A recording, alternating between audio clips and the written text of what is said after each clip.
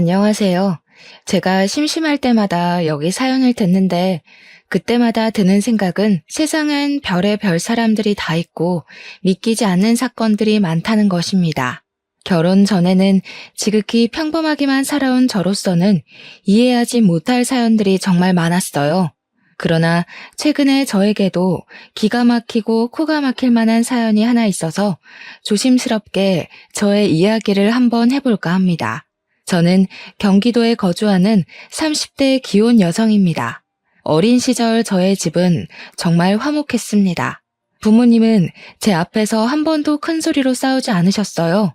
가족끼리 문제가 생기면 항상 대화로 해결하셨고, 어린 저의 의견도 무시하지 않고 항상 존중해 주셨습니다. 이렇게 부모님의 사랑을 듬뿍 받고 자라서인지 저는 마음속에 그늘 하나 없이 성적이 우수하고 교우 관계도 좋은 즐거운 학창 시절을 보냈어요. 고등학교 졸업 후 수도권 4년제 대학교에 입학하였습니다. 대학교에서는 고등학교 때만큼 좋은 성적은 얻지 못했지만 활발한 동아리 활동과 봉사활동, 해외여행 등으로 다양한 경험을 쌓았어요. 이러한 경험이 자양분이 되어 꽤 좋은 중견기업에 초봉치고는 꽤 높은 연봉을 받고 입사를 하게 되었답니다. 회사 생활은 학교 생활과는 너무 달랐어요. 저는 제가 긍정적이고 뭐든 잘할 수 있는 사람이라고 생각했는데 생각보다 저는 너무 작고 여린 사람이더군요. 제가 입사한 지 3달이 되었을 때 어이없는 실수로 팀장님한테 크게 혼이 났었어요. 저 자신도 제 실수가 용납되지 않아서 자존감이 바닥을 치고 있는데 같은 부서의 남자 대리님이 오늘 퇴근 후 저에게 저녁을 사겠다고 하시더라고요. 대리님은 저와 같은 대학교 출신이었는데 거래처에서 스카우트 제의가 많이 있을 만큼 일을 잘하시는 분이었어요. 그날 퇴근 후 대리님과 함께 곱창집을 갔어요. 그곳에서 대리님은 제게 맥주를 한 잔 건네주면서 대리님 본인의 신입사원 시절 때 이야기를 해주었습니다. 지금은 일을 잘하시는 대리님도 신입사원 때 저 못지않게 팀장님께 정말 많이 혼이 났더군요. 그 이야기를 들으니 저만 엄청 못하는 것은 아니라는 생각에 안심도 되고 혼났다고 주눅만 들 것이 아니라 그 과정에서 열심히 배워야겠다는 생각이 들었답니다. 그날 후로 저는 대리님의 옆에서 많은 것을 배울 수 있었어요. 그리고 우리는 친해져서 평일이 아닌 주말에도 종종 연락해서 사적인 대화도 많이 나눴습니다. 점점 연락을 주고받는 횟수가 많아지고 회사 밖에서 개인적으로 만나는 시간이 늘어나면서 대리님이 점점 궁금해졌어요. 대리님 역시 그런 제가 싫지는 않았는지 저의 연락이나 만남을 피하지 않았고 그러다가 자연스럽게 연인 관계로 발전을 하게 되었습니다. 그 뒤로 우리의 사이는 점점 더 깊어져서 지금은 이도진 대리님이 아닌 제 남편 이도진이 되었답니다. 제 남편은 결혼 전 저와는 완전히 다른 삶을 살았어요. 아버지는 남편의 초등학교 입학을 며칠 앞둔 어느 날 갑작스러운 사고로 돌아가셨습니다. 그래서 시어머니 혼자 남편을 키워야 했어요. 여러 가지 복잡한 가정사로 인해 도움을 받을 만한 친척도 없었던 시어머니는 어찌어찌해서 술 장사를 시작하셨는데 술집에서 이 남자 저 남자를 많이 만났다고 합니다. 시어머니는 남자들을 만나고 장사를 하느라 어린 남편은 항상 뒷전이었어요. 남편은 소풍 때 싸는 도시락도 시어머니가 아닌 술집 이모들이 챙겨주었고 학부모 참관 수업 때도 시어머니가 아닌 술집 이모들이 오셨다고 해요. 그 밖에 학교 행사로 부모님들이 오셔야 하는 날이면 화려하고 반짝이는 옷을 입은 술집 이모들이 오셔서 남편은 정말 부끄러웠다고 합니다. 한 번은 남편이 초등학교 때 독감에 걸려서 정말 죽을 듯이 많이 아팠다고 해요. 자식이 아프면 부모가 병원에 데려가는 것은 당연한 일이잖아요? 하지만 그때도 시어머니는 술을 먹고 남자 만나느라 바빠서 술집 이모들이 병원에 데리고 가서 주사 맞히고 약도 먹여주었대요. 이뿐만이 아니라 시어머니는 이제 10살밖에 되지 않은 남편에게 내가 너 때문에 시집을 못 간다고 하며 구박하고 때렸다고 합니다. 그러다가 중고등학교가 되어 혼자서도 잘 다닐 수 있는 나이가 되었을 때부터는 아예 시어머니가 남편에 관한 관심을 끄고 살았대요. 하루는 이런 집이 너무 싫어서 친구네 집에서 외박하고 왔는데 시어머니는 남편이 집에 없는 줄도 몰랐다고 하더라고요. 이렇게 남편은 어머니의 사랑을 하나도 받지 못하고 자랐지만 그래도 나쁜 길로 새지 않고 똑부러지게 잘 자랐어요. 고등학교를 졸업 후 대학교 갈 때도 자신의 성적보다 낮춰서 전액 장학금을 받고 입학했답니다. 대학교에서도 생활비 한 푼 주지 않아서 식당, 주유소, 과외 등 모든 분야의 아르바이트를 했다고 해요. 남편은 20살 이후로는 시어머니께 용돈은 고사하고 따뜻한 밥상조차도 받아본 적이 없었답니다. 그렇게 자라서 그런지 남편은 시어머니에 대한 정이 하나도 없어요. 남편과 어머니는 서로 연락도 잘하지 않고 남남처럼 지냈습니다. 그래서 저는 남들이 흔히 말하는 시부모로 인한 스트레스는 모르고 살았어요. 그저 저와 남편 둘이서만 아주 행복한 신혼생활을 보냈죠.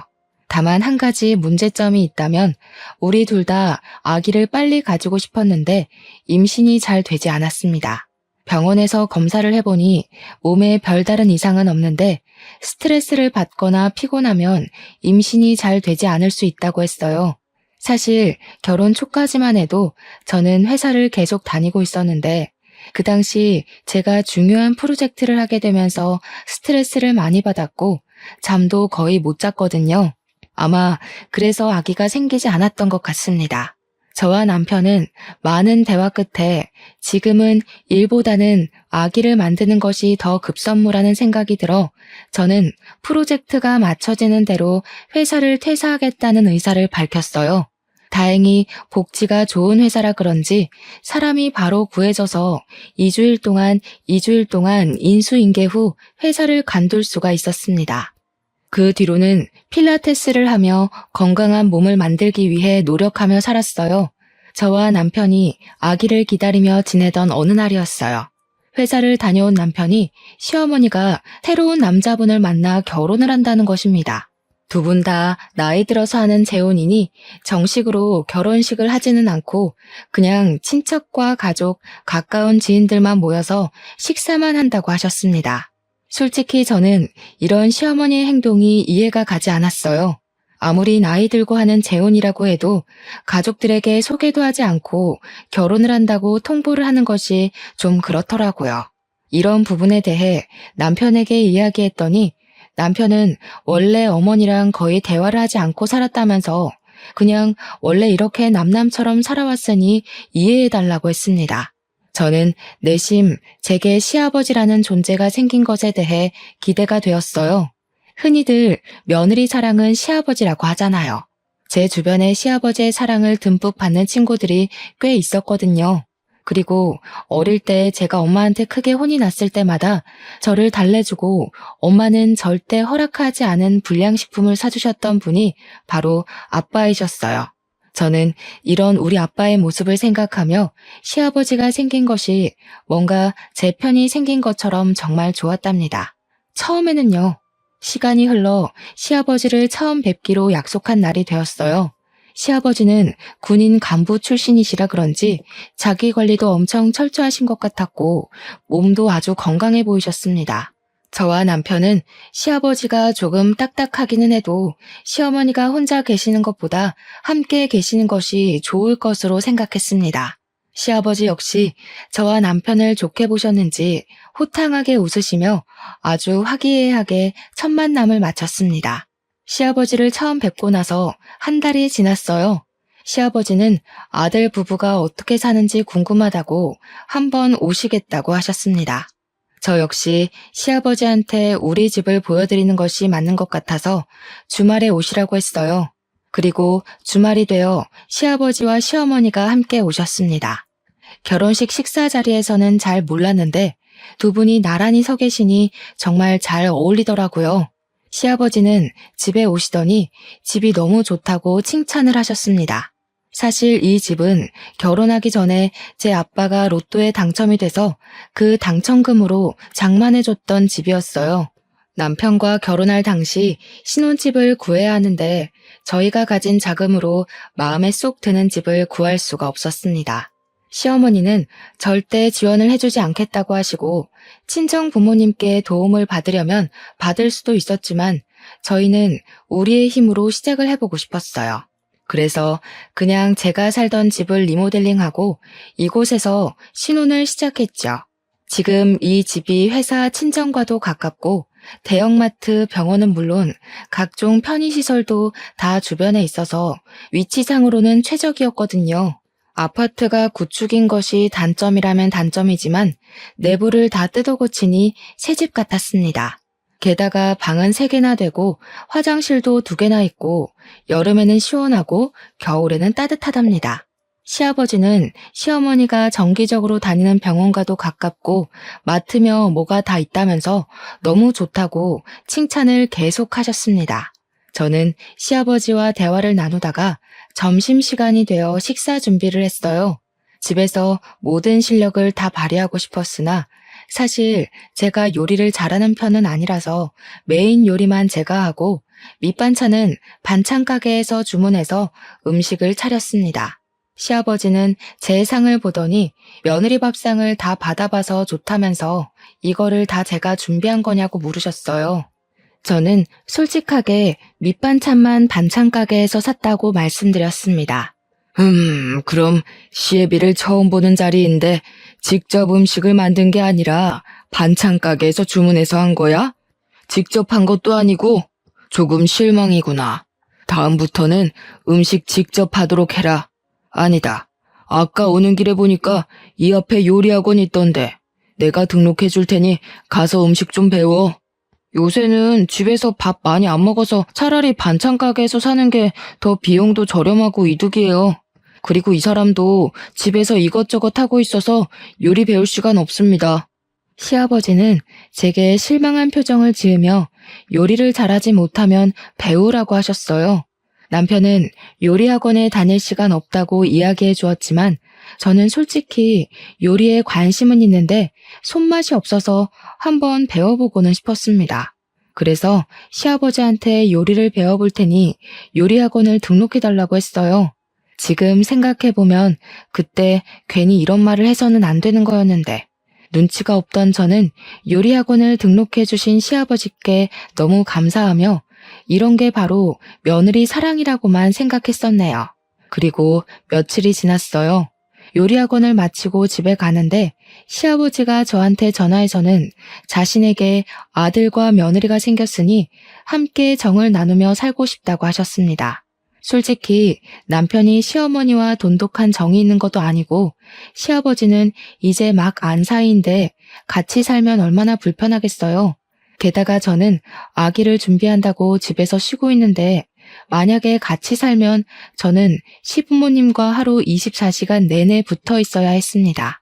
우리 부모님도 아니고 시부모님과 온종일 같이 있을 생각하니 정말 생각만 해도 숨이 턱턱 막히더라고요.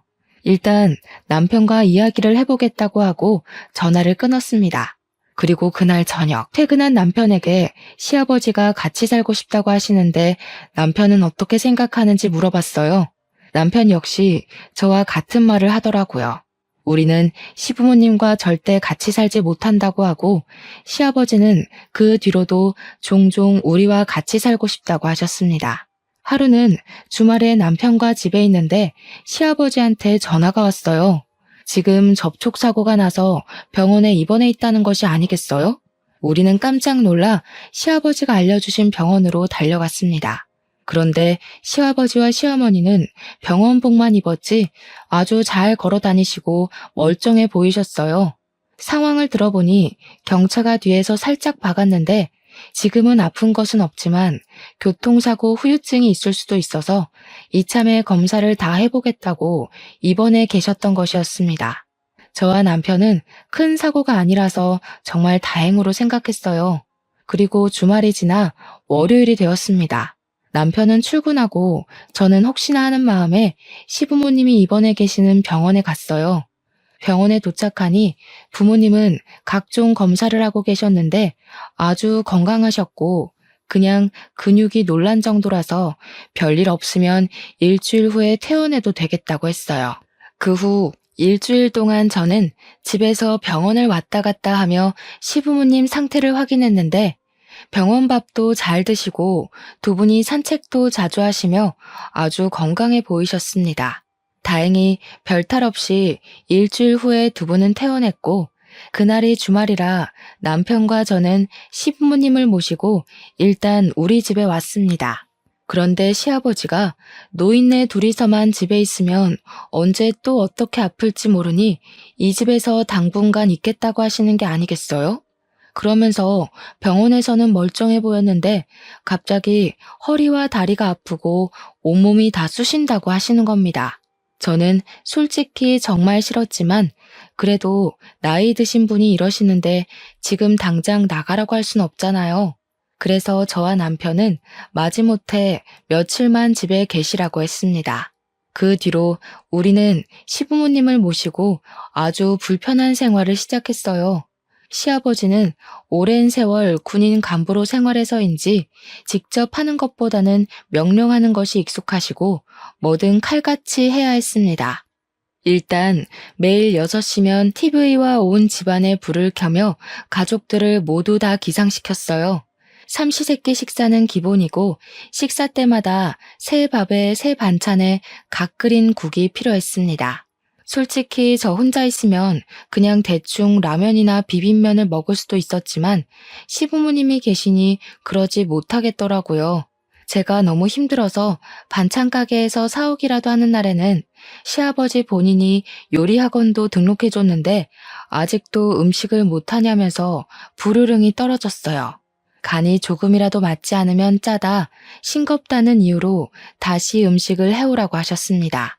저는 그 덕에 밥을 제때 함께 먹을 수가 없었답니다. 그리고 평소에도 물을 드시고 싶으면 직접 부엌에 가서 물을 드시면 되잖아요. 시아버지는 꼭 물을 가져오라고 시키셨습니다. 하루는 너무 짜증이 나서 제가 못 들은 척하고 그냥 있었거든요. 그랬더니 정말 5분이든 10분이든 끝까지 떠오라고 하셨습니다. 또 엄청 깔끔을 엄청 떨어서 매일 청소를 하지 않으면 난리가 났어요.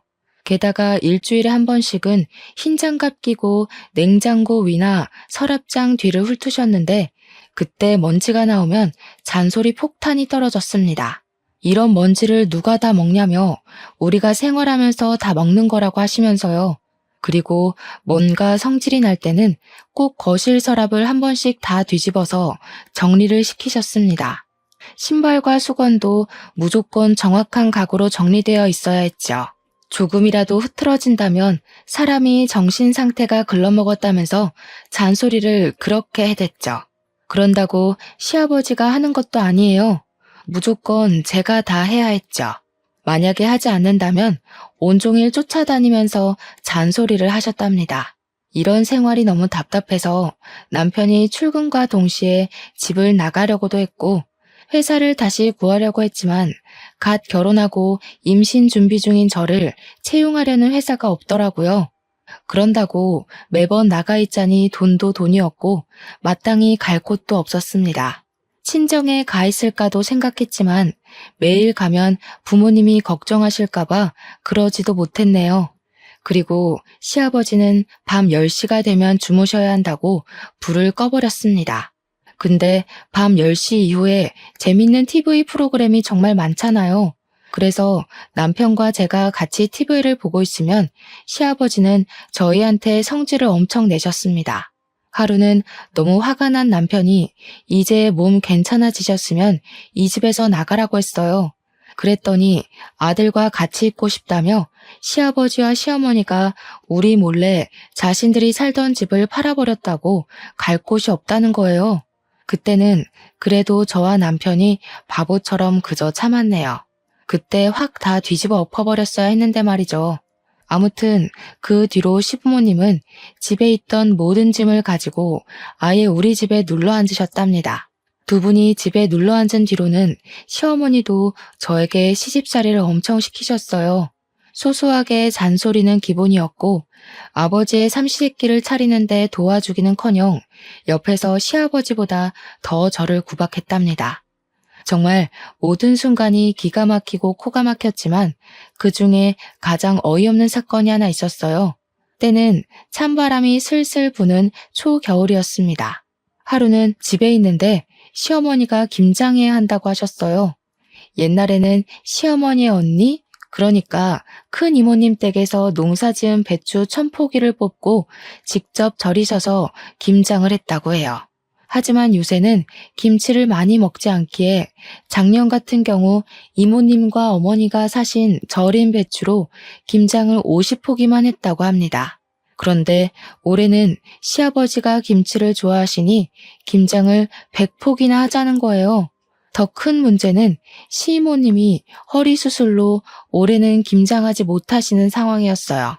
그래서 올해는 우리 가족끼리만 김치를 담가야 했습니다. 사실 우리 집은 김장을 제가 아주 어릴 때만 하고 크고 나서는 서로 바쁘니 그냥 사다 먹었거든요. 그래서 김장을 제대로 해본 적이 없었습니다. 하지만 시아버지도 김치를 좋아하시고 저도 김치를 좋아하니 힘들지만 배워볼 겸 한번 해보겠다고 했어요. 그래서 절인 배추를 주문하려는데 시아버지는 절인 배추가 어떻게 절여졌을지 아냐며 절인 배추가 아니라 그냥 배추를 사서 직접 절이라고 하시는 거예요. 저는 그냥 양념을 만들고 버무리기도 힘들 것 같아서 싫다고 했지만 그 주 금요일에 시아버지께서 직접 마트에 가셔서 배추 100포기를 사오셨습니다. 이 배추를 반품시킬 수도 없으니 어쩔 수 없이 배추를 절이기 시작했는데 물 먹은 배추는 정말 무거웠어요. 그런데 시부모님은 손가락 하나 까딱도 하지 않으시고 그냥 앉아서 지시만 하고 계시는 게 아니겠어요? 솔직히 김치를 저 혼자만 먹는 것도 아니고 드시는 건 시아버지가 제일 많이 드시는데 저만 일하고 있으니 화가 났습니다. 이거는 시아버지, 시어머니 모두 도와주셔야 해요. 이걸 저 혼자 어떻게 다 해요? 옛날에는 배추 1000포기도 며느리 혼자 담갔다. 1000포기도 아니고 고작 100포기인데 이것도 못한다고 이 난리니? 하여튼 요새 애들은 다들 약해 빠졌다니까. 이 속도로 했다가는 오늘 밤을 새워도 못하니까 좀 서둘러. 저는 요새 애들이라서 이런 것 못해요. 그리고 시아버지께서 이렇게 사오셨으니 시아버지가 도와주세요. 안 그러면 저도 손 하나 까딱하지 않을 거예요. 너는 아버지한테 이게 무슨 말버릇이니? 말 똑바로 못해? 저렇게 싹수가 노래서야 원. 시부모님이 저한테 빨리 제대로 하지 못한다고 구박하는데 남편이 퇴근하고 집에 들어왔습니다. 남편은 배추가 거실에 쌓여있는 것을 보고 이게 다 뭐냐고 했어요. 저는 남편에게 제가 배추를 절이고 있는 이 상황에 대해 다 이야기했습니다. 지금 다들 제정신이세요? 이 100포기를 어떻게 여자 혼자 다 해요? 사람 알아 눕는 꼴 보고 싶어요? 지금 네 와이프라고 편드냐? 옛날엔 여자 혼자 1000포기도 다 했어. 옛날 사람들 다 했어도 엄마는 그런 얘기 하면 안 되지 않나? 솔직히 엄마는 김치 제대로 담근 적 없잖아. 시이모가 다 했지. 아니야? 엄마가 언제 1000포기나 했다고 그래? 시어머니는 남편의 말에 아무 말도 하지 못하고 당황해서 가만히 있었습니다. 알고 보니 이전에 시이모님과 둘이서 1000포기를 김장했다고 말씀하시던 모든 것이 다 거짓이었더라고요. 어쨌든 배추를 이미 사왔으니 이거 다 해야 해. 버릴 수는 없잖아. 그럼 다 같이 모여서 해요. 아, 진짜 이게 지금 무슨 난리야? 오늘 이거 다 못하면 아버지도 잠 주무실 생각하지 마세요. 도대체 뭐 하는 짓이에요, 이게? 그리고 내일도 다 같이 새벽에 일어나서 배추 씻고 하는 거예요. 아시겠어요? 남편이 모든 것을 다 뒤집어 엎을 것처럼 화를 버럭대니 시부모님도 아무 말도 하지 못하고 다 같이 배추를 절이기 시작했습니다. 시아버지는 원래 10시가 되면 주무셨는데 그날은 자정까지 배추를 절였어요. 다음날 원래 새벽 6시면 일어나던 시아버지와 시어머니가 일어나시지 못하시더라고요. 저와 남편이 깨우려고 들어가니 두 분은 몸살이 났다고 끙끙 앓는 소리만 하셨습니다. 절대 일어나지 않으시길래 불을 켜고 일어나실 때까지 기다렸어요. 아침 9시가 되자 그제야 시부모님이 나오셨습니다. 뭐야? 너희끼리 먼저 시작했어야지. 아직도 안 했어? 우리는 잘 먹지도 않는 김치 저 사람이 먹는다는 이유로 지금 이렇게 하는데 굳이 우리가 먼저 시작해야 해? 당연히 먹을 사람이 해야지. 아니야? 너 지금 설마 나 들으라고 하는 소리냐? 당연한 거 아닌가요? 아, 빨리 시작해요. 지금 누구 때문에 이 괴고생을 하는데. 남편의 닭달에 시아버지는 전날 소금물에 절인 배추를 온종일 씻어냈고 저와 시어머니는 부엌에서 김치 양념을 만들었습니다. 절인 배추에 양념을 버무려야 하는 다음 날에도 시부모님이 늦게 일어나시길래 우리는 일부러 일어나실 때까지 기다렸다가 시작했어요. 시부모님이 3일 연속 김장을 하니 몸살이 제대로 나서 아예 일어나지 못하셨습니다. 처음에는 화만 내던 남편이었지만 그래도 부모님이라고 월요일에 반차를 쓰고 시부모님을 데리고 병원에 다녀왔네요. 혼돈의 김장 사건이 지나고 시간이 흘러 12월 마지막 날이 되었습니다. 원래는 10시만 되면 주무시던 시아버지가 새해맞이 카운트다운을 봐야 한다며 잠을 주무시지 않더라고요. 시어머니는 그런 시아버지에게 술상을 차려드렸는데 시아버지는 술에 취해서 결국 자정이 되기 전에 거실에서 잠이 드셨습니다. 시아버지를 깨워도 일어나지 못하시길래 어쩔 수 없이 거실에 두고 우리는 우리 방에 들어가서 잠을 잤어요. 그러다가 새벽이 되었습니다. 뭔가 이상해서 눈을 떠보니 시아버지가 비틀거리며 우리 방에 들어와서 남편 옆에 눕는 것이 아니겠어요? 저는 깜짝 놀라 남편을 깨웠습니다. 남편도 옆에 누운 시아버지를 보고 깜짝 놀라 소리 지르며 불을 켰어요. 아버지, 지금 이게 뭐 하는 짓이에요? 잠결에 모르고 여기 왔다. 이게 그렇게 화낼 일이야? 성인 부부의 침실에 이렇게 함부로 막 들어오시면 어떡해요? 당장 나가요, 나가. 우리 방에서 큰 소리가 나자 시어머니도 주무시다 깨셔서 오셨어요. 시어머니는 상황을 보시고는 사람이 살다가 보면 그럴 수도 있지. 이거 가지고 그렇게 성질을 내냐며 화를 내셨습니다. 어머니, 솔직히 혈연관계도 아닌 시아버지가 이 새벽에 부부 침실에 막 들어오시는 게 말이 돼요? 아무리 잠결에 술김이라고 해도 그렇지. 너무 불쾌해요. 뭐? 불쾌? 너 말 다 했어? 그게 시애비한테 할 소리야? 당연한 거 아니에요? 시아버지가 잠자는 방에 들어오는데 좋아할 며느리가 세상 천지에 어딨어요. 이제 조심 좀 해주세요. 이게 지금 보자 하니까 내가 그렇게 우습냐? 도대체 왜 내 말을 듣지 않는 거야? 남편은 시아버지께 당장 이 방에서 나가라고 큰 소리를 쳤습니다. 그날 저는 너무 놀란 마음에 잠을 한숨도 자지 못했어요. 하지만 다음 날도 어김없이 시부는 6시에 나를 깨워서 밥을 달라고 했고 저는 피곤한 몸을 이끌고 나와 어쩔 수 없이 떡국을 끓여야만 했습니다. 그러다가 결혼 후 처음으로 맞이하는 명절이 되었어요. 저는 시어머니께서 알려주신 대로 과일과 간단한 음식 몇 가지만 올라간 간소한 차례상을 차렸습니다. 그런데 시아버지가 무슨 차례상이 이렇게 간소하냐며 새로 장을 봐서 오셨어요. 그러면서 음식을 이것저것 시키시더라고요. 시아버지가 시키신 음식을 다 하려면 지금부터 밤을 새워도 시간이 부족한 상황이었어요. 제가 이것은 오늘 내로 절대 하지 못한다고 말씀드리니 시아버지는 밤을 새워서라도 다 해놓으라고 하셨습니다. 그래서 그럼 제가 도와달라고 하니 시어머니는 어른이니까 쉬라고 하시고 남편은 남자니까 음식을 하면 안 된다고 하셨어요. 그래서 저를 도와줄 사람이 아무도 없으니 혼자서 다 하라는 게 아니겠어요? 시아버지 억지에 남편이 성질나서 남편이 시아버지에게 따지고 결국 남편과 시아버지는 또 싸웠습니다.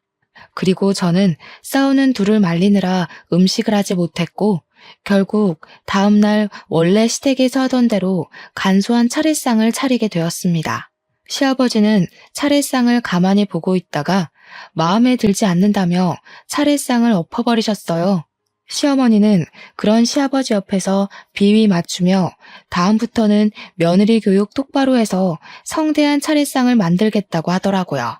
그런 시아버지, 시어머니를 본 남편은 화가 잔뜩 나서 저를 데리고 그냥 나왔습니다.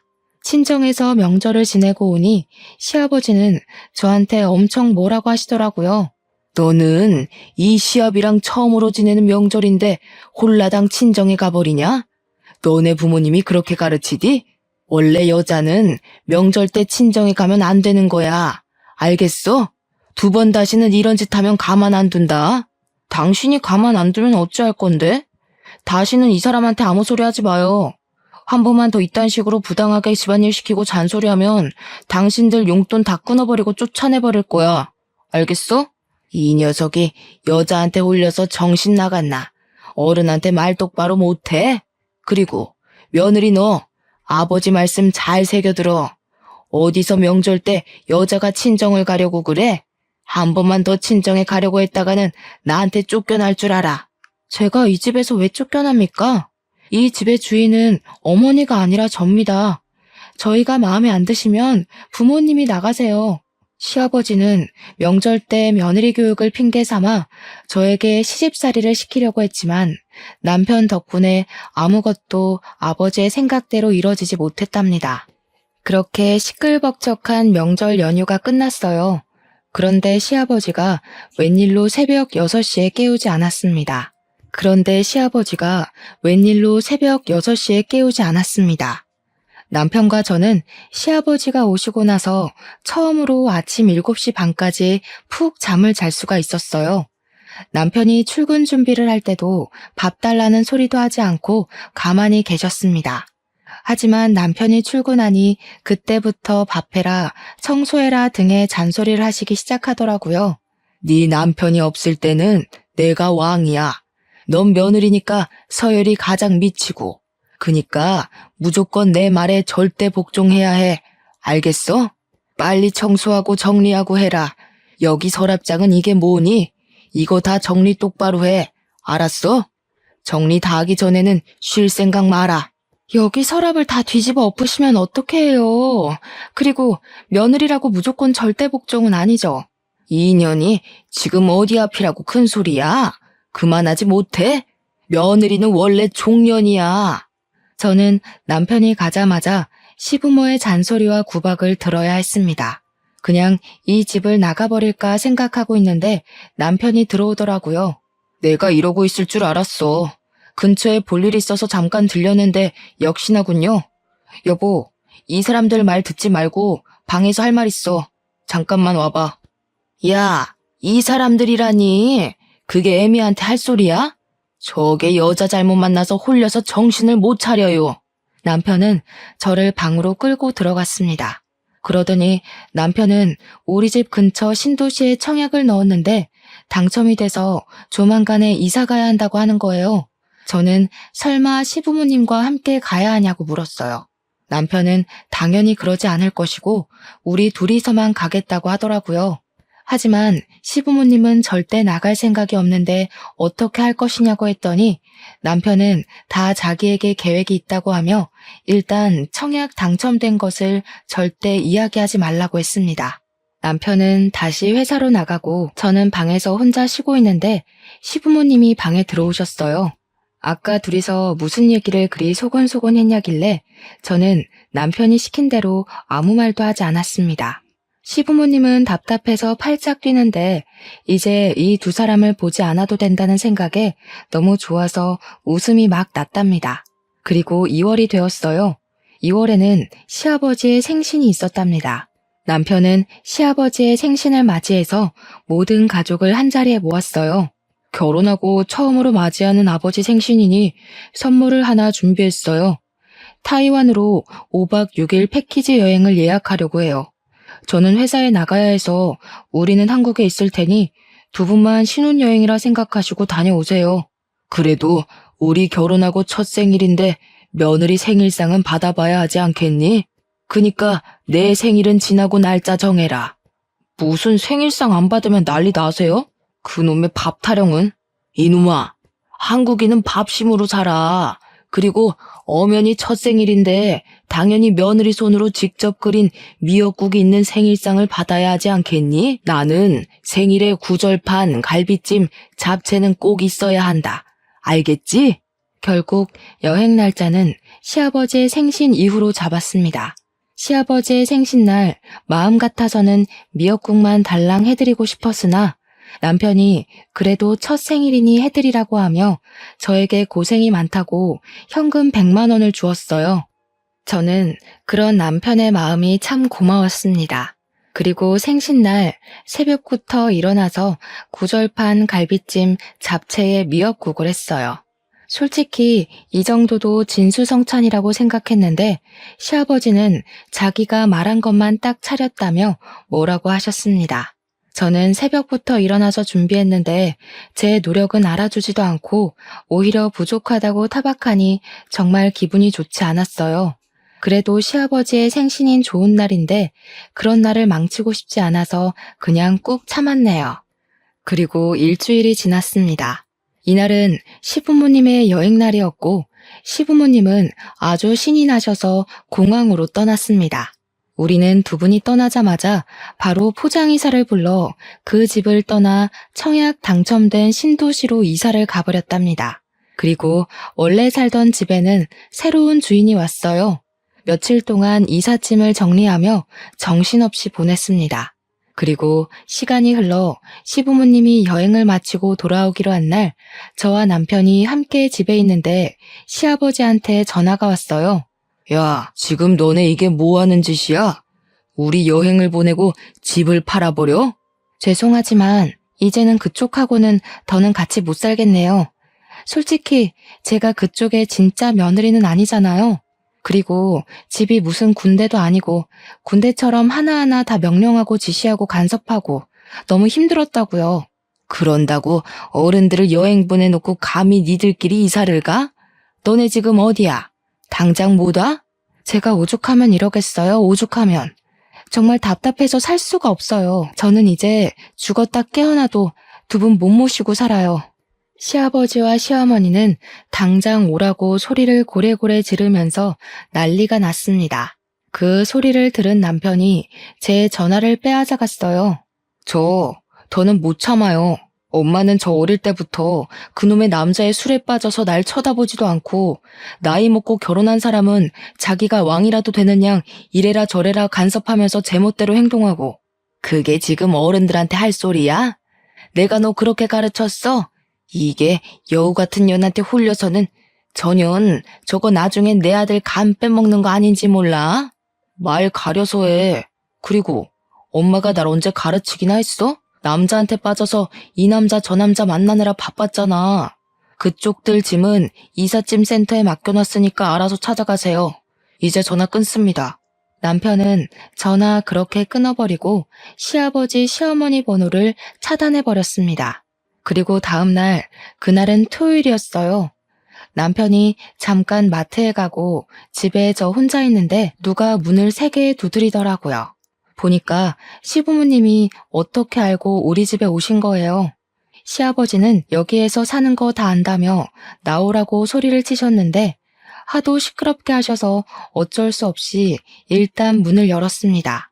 문을 열자마자 시부모님이 집에 막 들어오시더라고요. 야, 너네는 어른에 대한 공경 예의 따위는 몰라? 어떻게 사람들이 그래? 아버님이야말로 너무하신 거 아니에요? 막말로 늦은 나이에 아들과 며느리를 얻었으면 어른답게 행동을 하셔야죠.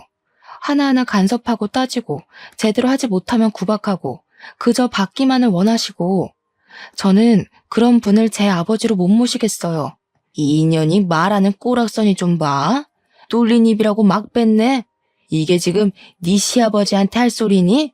뭘 잘했다고 큰 소리야? 솔직히 이분이 정말 제 시아버지세요?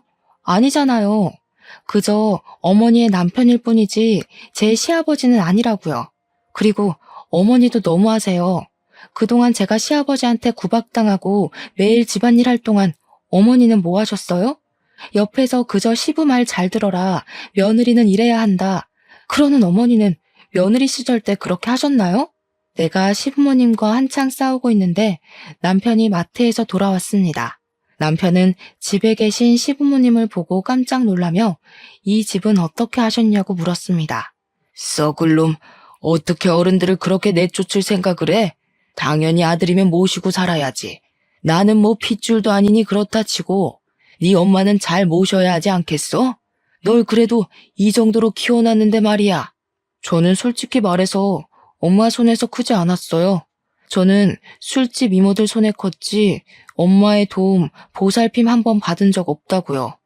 제가 아팠을 때 병원에 데려간 사람도 엄마가 아니라 술집 이모들이었어요. 오히려 맨날 엄마는 어린 저한테 너 때문에 새로 시집 못 간다고 구박하고 이유 없이 때렸다고요. 그런 엄마를 내가 지금 꼭 모셔야 해요? 난 못해. 다들 이 집에서 나가요. 엄마가 죽든 말든 난 신경을 안 쓸 테니까 다시는 찾아오지 마요. 한 번만 더 오면 그대로 해외로 떠버릴 테니까 그렇게 아세요. 남편은 자신이 그동안 속에 있던 말을 다 쏟아내고 시아버지, 시어머니를 그 집에서 쫓아내버렸습니다. 그 뒤로 한 달 정도가 지났습니다. 모르는 번호로 전화가 오길래 택배인가 싶어서 받았는데 시어머니더라고요. 너 이 시애비 비위 맞추기 왜 이렇게 힘드니? 내가 이 나이 먹고 셔츠 다리고 매번 다른 반찬 하는데 죽을 맛이다.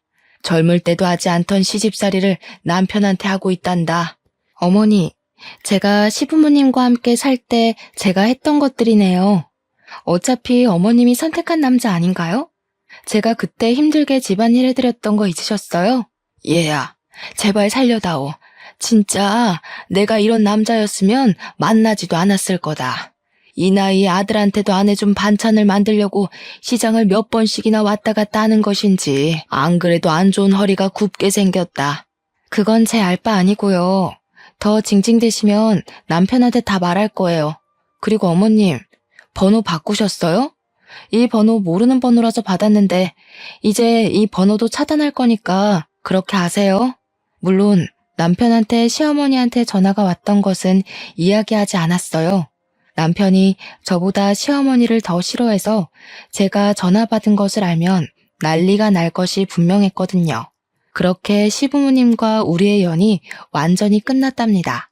다른 현명한 분들은 저보다 더 좋은 방법으로 지혜롭게 힘든 상황을 대처해 나가시겠지만 저는 시부모님과 연을 끊는 것이 제일 나은 방법이었습니다. 부디 저희 부부의 선택에 대해 비난은 하지 말아주세요.